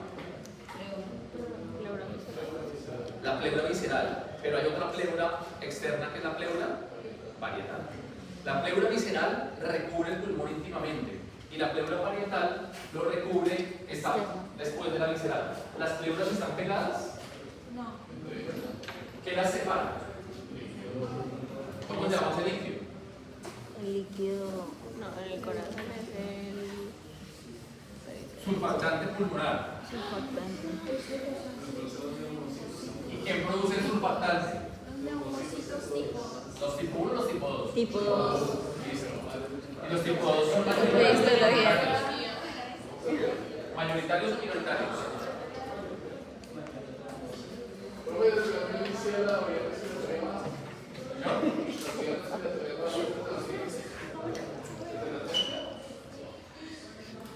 Muchachos, los pulmones están recubiertos por una pleura. Esa pleura está pegadita al pulmón y es la pleura Visceral. visceral. Pero hay otra pleura que está un poco separada y es la pleura parietal. La pleura visceral y la pleura parietal no tienen por qué pegarse ni rozar.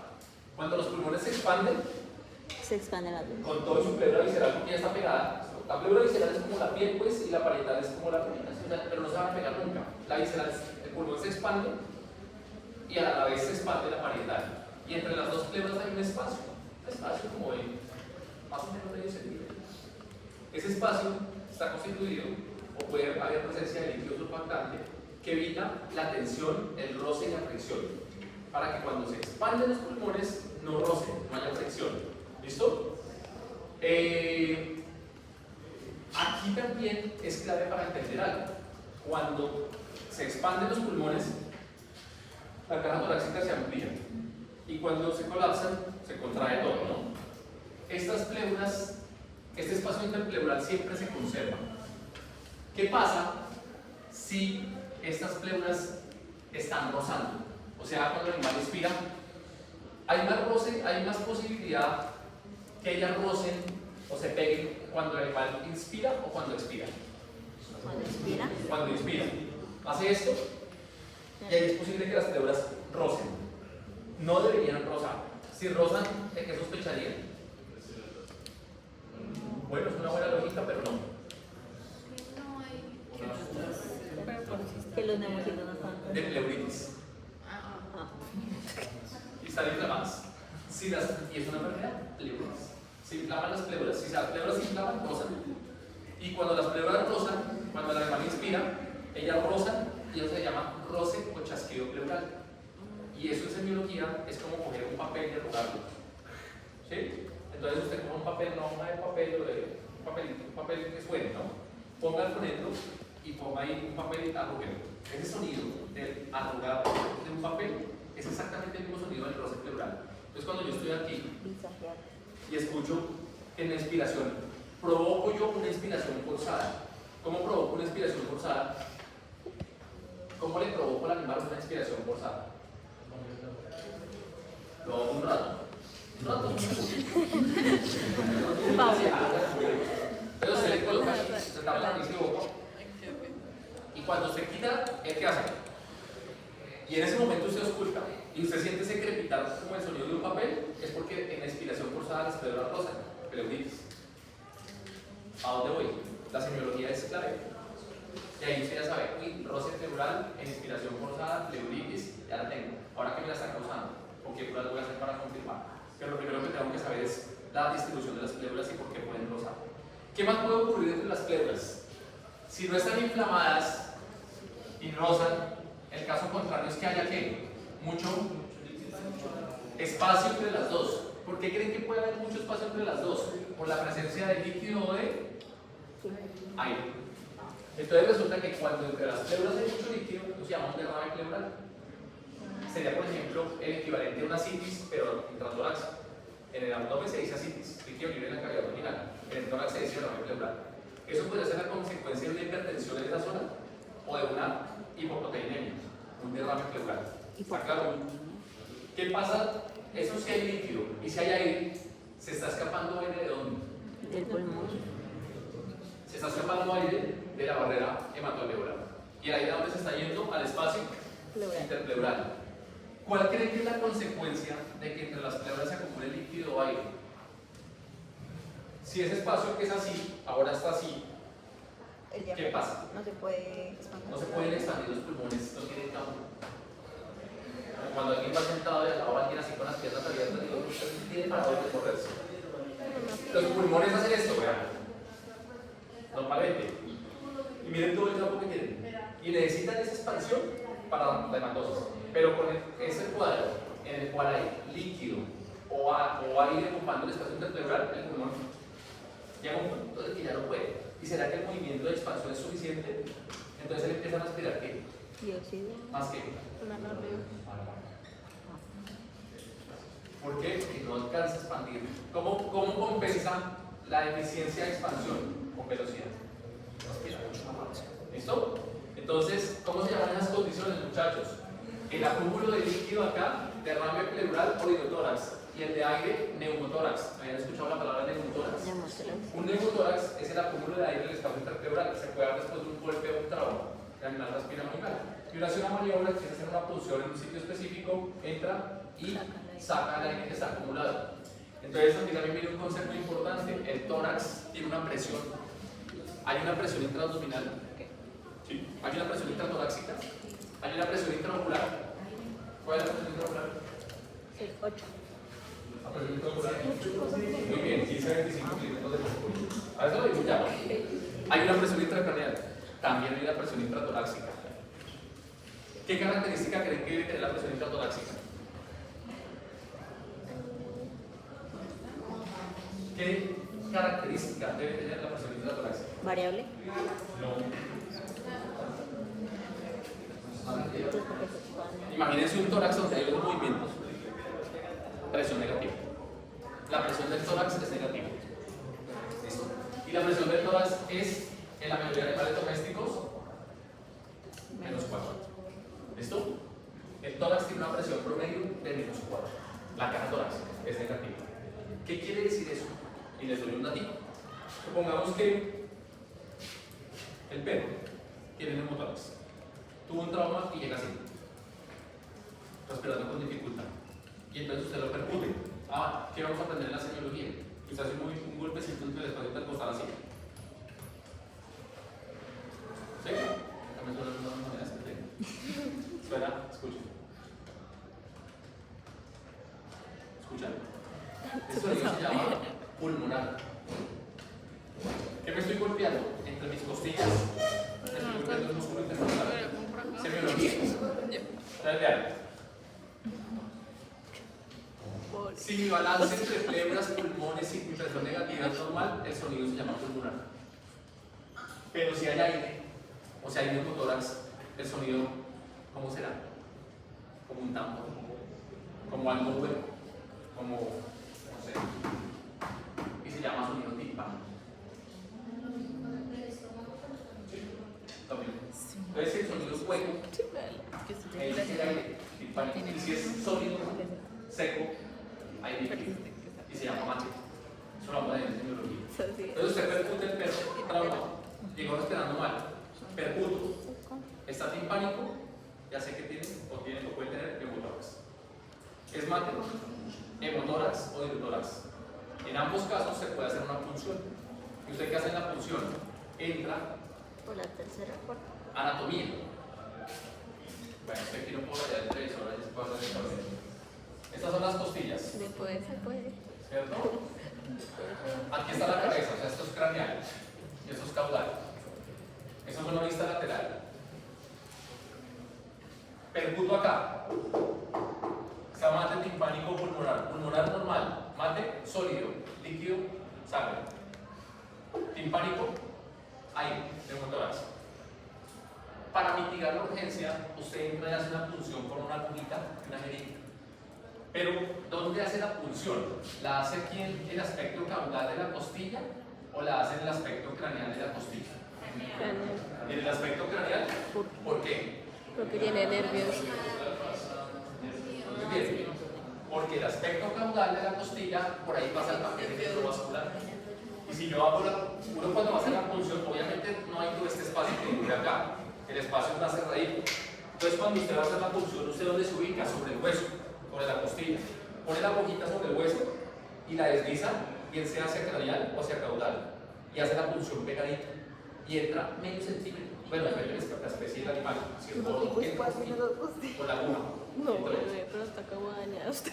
Siente un chasquido cuando atraviesa la pleura parietal.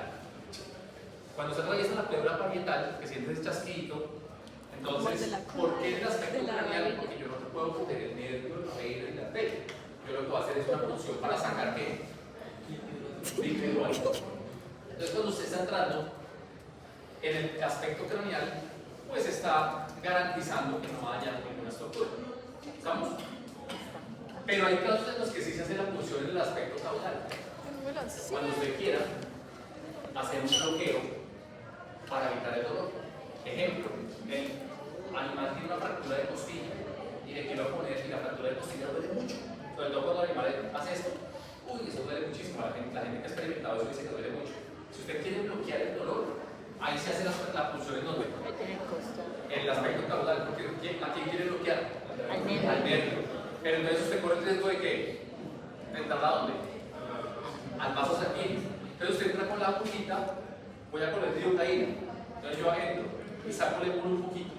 Y si sale sangre, estoy en el vaso sanguíneo. ¿Qué hago? ¿Puede volverse un poquito? Me devuelvo un poquito o me paso un poquito y ahí sí coloco la lidocaína. ¿Y qué hace la lidocaína? Me bloquea ese nervio y me bloquea el dolor en la zona. ¿Qué pasa si la lidocaína se me queda en el vaso sanguíneo? No, bebé. Pues que se va a ir a la circulación sanguínea. Y van a ver ustedes en farmacología que la lidocaína bloquea los canales de sodio. Y entonces imagínense, María José, ¿qué pasa si bloquea los canales de sodio? No, no me preocupe. ¿Qué creen que pasa si bloquea los canales de sodio? Impide la entrada de sodio a qué? A la célula. La lidocaína coge y bloquea el canal de sodio. O sea que impide el paso de sodio a la célula. Si no le entra sodio al huesito, ¿qué no puede hacer El impulso, ¿no? Despolarizarse. O sea que no habría. El impulso. ¿Sí estoy? Entonces, si accidentalmente se me va la sangre, la lidocaína a la sangre, yo le puedo causar al animal una parada cardíaca. Obviamente, le está metiendo medio centímetro, un centímetro de lidocaína a una vaca o un caballo, pues puede que no pase eso. Pero se la está metiendo un perrito pinche. Y entonces usted se equivocó, le quedó la lidocaína en el vaso y el perro está asustadísimo. No, Y ahora, ya lo mató. ¿qué pasó? Se asustó. No, usted le puso lidocaína en un vaso sanguíneo, le bloqueó canales de sodio, le bloqueó la sístole, le relató tanto que se murió. La lidocaína, por eso la lidocaína, muchachos, es un medicamento que tiene dos usos. ¿Cuál será el uso más conocido de la lidocaína? ¿Han escuchado que la lidocaína? ¿Un anestésico local? O sea, ¿cuál es el uso más común? Anestesia local. Quiero insensibilizar, quiero bloquear, quiero bloquear, lidocaína. Les van a hacer algunos dientes, lidocaína. Pero la lidocaína tiene un segundo uso y es que se usa como medicamento de urgencia. ¿En qué casos? ¿De acuerdo a lo que acabamos de hablar? Taquicardia. Dime. Taquiarritmias ventriculares. Ese corazón que está, pero ya está. Lo que marca. Frecuencia cardíaca 250. Pilas, eso es corazón. Eso se la complica. Ahí se le pone. Lo mata de alguna manera. Bloqueo canal de sodio, la frecuencia cardíaca baja. O sea que se puede usar con fines terapéuticos en taquiarritmias, pero en pacientes normales, una inyección accidental en todo el se le puede costar la vida al paciente. Y entonces cuando ustedes vayan a aprender la diabetes bloqueadora de canal de sodio, ya saben qué implicación va a tener bloquear canal de sodio. ¿Listo? Eso es la fisiología, parte de ahí. Bueno, sigamos. Cuando yo hago la punción, si quiero bloquear el dolor, aspecto caudal. Pero si quiero es sacar aire, aspecto craneal. ¿Qué va a pasar? Dijimos que la presión es que Negativa. coja usted una jeringa de 5 ml con agujita verde, las jeringas convencionales. Cuando yo entro, siento el chasquido de que rompí la pleura visceral. Ahora parietal. Saco el émbolo. ¿Qué tiene que pasar si la presión está negativa? Fuerza. Que el émbolo no se me devuelve. O sea, que yo llego hasta 4 y ahí queda. Porque la presión negativa es 4. Si utilizo una jeringa de 5, hasta el 4 no se me va a volver. Pero si es una jeringa de 10 y saco, el émbolo tiene que, cuando yo lo suelto, se devuelve solo. Pero solo hasta menos 4. Es decir, que esa es la forma con una jeringa de saber si la presión es negativa. Lo más lógico es que cuando usted saca con el émbolo, lo suelte, él se devuelve solo. La presión negativa. Bueno, ¿qué más tenemos? ¿Cuáles son las vías respiratorias altas? De acá, laringe, faringe, senos aéreos, plano nasal, narinas, ya ves. Esas son las vías respiratorias altas. ¿Y cuáles son las bajas? Tráquea, bronquios, bronquiolos. Y pues en las bajas, aunque a veces lo clasifican en 3, clasifican altas, narina, plano nasal, laringe, faringe. Bajas, tráquea, bronquios y bronquiolos. Y tercera zona, pulmones. Pero los pulmones hacen parte de las vías bajas. Entonces, si lo quieren entender como bajas, tráquea, bronquios, bronquiolos, pulmones, alvéolos, está bien. Cuando un animal tiene dificultad para respirar, eso se llama disnea. ¿Listo? Dificultad para respirar. La disnea puede ser inspiratoria o expiratoria. ¿Sí me entienden? ¿Qué quiere decir inspiratoria? Que no puede inhalar. No le entra aire, no le entra oxígeno. ¿Cuál cree que es la principal razón de una disnea inspiratoria? Lo de la pleura, ¿no? Bien, obstrucción. Moco, flema, narinas tapadas. Algo muy común en perros y en gatos, síndrome braquicefálico. El perro, el bulldog inglés, el bulldog francés que tiene cráneo corto. ¿Cómo se clasifican los cráneos que tienen su excepción? Braquis, meso y dodicocéfalo. Braquicéfalo, cráneo corto. Como normocéfalo, mesocéfalo, perdón, como un mestizo normal. Dodicocéfalo, como un paso cuerpo. ¿Sí? Los extremos humanos. El braquio y el dodicocéfalo tienen problemas de obstrucción, sobre todo el braquio. Se han visto las narinas de un braquio, son chiquiticas, el paladar no es largo, le tapa la glotis, los acolaringios vertidos, la tráquea es angosta. Los síntomas braquicefálicos o los problemas obstructivos de vías altas causan disneas obstructivas. Pero si el problema es pulmonar, intercambio, la disnea se llama restrictiva. ¿Listo? O sea, el problema está en el intercambio. O sea que las disneas obstructivas también se llaman ¿qué? Inspiratorias. ¿Sí? ¿Y son las de las vías? Altas. Y las disneas pulmonares se llaman restrictivas. ¿Y son las de las vías? Bajas. Y son expiratorias. Bueno, listo. ¿Quedamos claros? Esta es una imagen que representa una parálisis laríngea o parálisis de cartílagos. A veces los acolaringios se paralizan y el animal tiene problemas para respirar o broncoaspira. Pero bueno, eso ya es algo patológico que se presenta en perros, en gatos, en caballos. ¿Qué más aquí esta parte, muchachos? Ingreso del aire, paso por la laringe, faringe, tráquea, bronquios, bronquiolos, alvéolos, intercambio gaseoso y exhalación o expiración para sacar CO2. ¿Qué más podemos hablar de fisiología respiratoria? Miramos acá para sintetizar, señor. Los sacolaringios están al fondo de la cavidad oral y ellos también participan ahí en la regulación del paso del aire. Y en el caballo los pulmones no tienen No, división. los sacolaringios pueden estar acá, pero cuando uno abre la boca se ven en el animal. No con ¿Es en N, serio? no sé bien. No, ya nos ven un poco mejor. Entonces, tener en cuenta para ya concluir esta parte de la fisiología respiratoria. Importancia de la fisiología del sistema respiratorio en medicina veterinaria. Ojo, variaciones entre especies. Animales respiran diferente, los peces, los mamíferos, los reptiles, todos respiran diferente. Entre animales domésticos no es lo mismo los patrones respiratorios de un perro, de un gato, etc. ¿Listo? De un caballo, de una vaca. Las variaciones, la importancia, la respiración, al igual que el corazón en la vida, porque por medio de la respiración nos llega el oxígeno. Nuestros pulmones son fundamentales. Se dañan los pulmones, una enfermedad pulmonar obstructiva crónica, chao. La gente que sufrió de COVID, lo que hablábamos en estos días, y queda con secuelas respiratorias, todo ese tipo de cosas. Entonces, importancia. Todos los días. Anatomía y fisiología básica, muchachos. Ojo con las vías respiratorias altas, las bajas, la función de cada zona, el tórax, diafragma, costillas, pleura visceral, pleura basiparietal, bueno, todo. Adaptación y variaciones entre especies. Lo mismo, aquí por ejemplo es importante tener en cuenta la afinidad de la hemoglobina por el oxígeno en diferentes alturas sobre el nivel del mar. ¿Cuándo es más afín y cuándo es menos afín? Curva de disociación de la hemoglobina. Adaptación de especies, al ejercicio, de lo que sea. Parámetros fisiológicos, muchachos. Frecuencia respiratoria. ¿Cuántas veces por minuto respira el animal? El promedio de la frecuencia respiratoria en perros es de 10 a 30 respiraciones por minuto. Perros 10 a 30. Gatos 20 a 30. Los perros de 10 a 30 respiraciones por minuto. Los gatos de 20 a 30. Equinos y bovinos. ¿Con qué frecuencia respira un caballo? ¿Con qué frecuencia? ¿Señor? Respiratoria, no cardiaca. ¿Quién? Sí, y bovinos. Pero, digamos, si están en bovinos 10 a 30. Bovinos y perros 10 a 30. Equinos 10 a 20.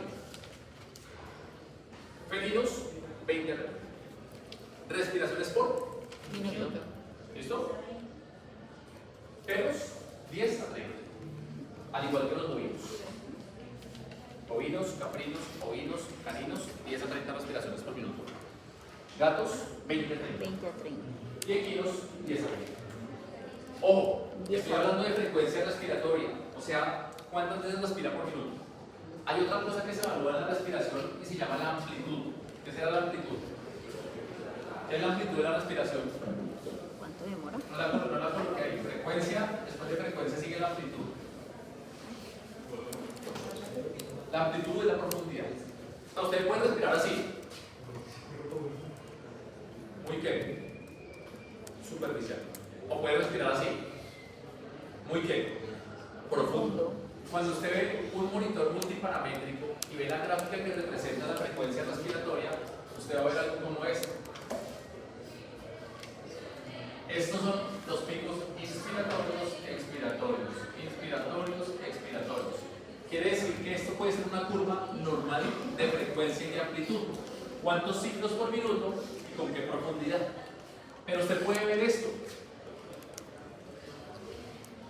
Esta es superficial, pero es que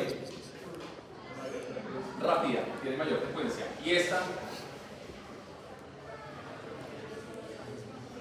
superficial, mayor frecuencia, pero también mayor profundidad o amplitud. Esto es importante, muchachos, porque fisiológicamente la respiración debe ser frecuencia, ¿cuánto? Entre 10 y 30. Por ejemplo, 15 respiraciones por minuto. En un minuto hago esto. Lo hago 15 veces. ¿Sí? ¿Y qué amplitud? Intermedio, normal. Si mi respiración es muy superficial, de pronto no tengo tanta demanda de oxígeno metabólica, estoy en reposo, estoy tranquilo. Si mi respiración es muy profunda, cuando hace ejercicio. ¿por qué creen que respiro tan profundo? Porque necesito. Porque estoy satisfaciendo un déficit. Tengo que respirar profundo porque posiblemente estoy hipóxico. ¿Sí? Y entonces la profundidad está representada en una mayor necesidad. Esta respiración, muchachos, se llama eupnea. Esta taquipnea y esta polipnea. ¿Cómo se llama la respiración normal en términos de frecuencia y amplitud? Eupnea. PNEA, eupnea. O sea, si yo les digo, el perro o el caballo tiene un patrón respiratorio eupneico, ¿cómo está? Normal. ¿Normal en qué? En frecuencia y en amplitud. ¿Listo? O sea, está en el rango de 10 a 30 o 10 a 20 y su amplitud es normal. Esto se llama taquipnea. Rápido ¿Qué será taquipnea? Rápido y superficial. ¿Cómo? Rápido y superficial. Rápido y superficial. Esa es la definición. El taquipnéico respira rápido, pero superficial. ¿Listo? ¿Será patológico? Podría ser, pero suele ser fisiológico. ¿Y qué creen, por qué creen que se presenta una respiración rápida y superficial? Un susto. ¿Mayor? Estrés. Actividad física, ejercicio, estrés, calor, ansiedad. O sea, dolor podría ser taquipnea o ¿La de qué es? depende, cualquiera de las dos. Pero la taquipnea La de- suele ser fisiológica o Eupnea. es una palabra suele. No me O pregunte sea, porque no puede sé. ser, pero suele ser fisiológico. Pero ¿qué pasa con el que llega? Suele ser patológico, mayor demanda de oxígeno. ¿Listo? Entonces, esto es importante. La respiración normal en frecuencia y amplitud se llama eupnea, rápida y superficial taquipnea, que suele ser fisiológica, y rápida y profunda, Patológico. polipnea. Taqui superficial, poliprofunda. Y si es muy lenta, No. bradipnea. Bradipnea. Y si no hay apnea, ¿no? Y después en semiología, que no les voy a complicar la vida con eso hoy, vamos a ver los patrones respiratorios, que son el patrón de Cheyne-Stokes, Kussmaul, apneo, sincopión.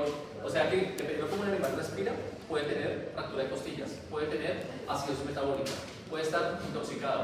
O sea, la semiología les va a decir todo. Pero ya ustedes tienen una fundamentación fisiológica. Bueno, está claro que la frecuencia respiratoria y la amplitud. Listo. El patrón respiratorio. Normalmente en los animales domésticos y en las personas es costo abdominal. Costo abdominal, como esto. ¿Sí? Una onda costo abdominal. Ah, ojo, se me olvida. Cuando estén evaluando la respiración de un paciente, no vayan a confundir la taquipnea con el jadeo, por ejemplo, en un perro. Porque entonces, ¿cuándo tiene el perro? 80 respiraciones por minuto, y el perro sabe. Es jadeando. El jadeo es otra cosa. Mientras el jadeo, yo no le puedo tomar la frecuencia respiratoria. la de Tengo que normal. esperar que es jadeado. La de Google normal. Creo que Sí, sí. no, la hoja está en 7.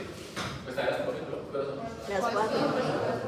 un minuto mejor. Muchachos, entonces, patrón respiratorio, frecuencia, amplitud, no confundir jadeo con taquipnea, patrón respiratorio costo abdominal, inspiración, cargo de oxígeno, expiración, exhalo CO2, presión, vamos a leer presión negativa del tórax, pero hay otras presiones, lo que son presiones y volúmenes en la hematosis, quiero que lean eso y lo complementen, presión alveolar, presión pulmonar, volúmenes, volumen tidal, volumen de reserva, volumen muerto, todo eso lo van a leer ustedes.